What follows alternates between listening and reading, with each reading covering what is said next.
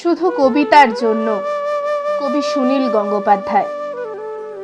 শুধু কবিতার জন্য এই জন্ম, শুধু কবিতার জন্য কিছু খেলা, শুধু কবিতার জন্য একা হিম সন্ধ্যাবেলা ভুবন পেরিয়ে আসা, শুধু কবিতার জন্য অপলক মুখশ্রীর শান্তি এক ঝলক, শুধু কবিতার জন্য তুমি নারী, শুধু কবিতার জন্য এত রক্তপাত, মেঘে গাঙ্গেয় প্রপাত, শুধু কবিতার জন্য আরো দীর্ঘদিন বেঁচে থাকতে লোভ হয়, মানুষের মতো ক্ষোভময় বেঁচে থাকা।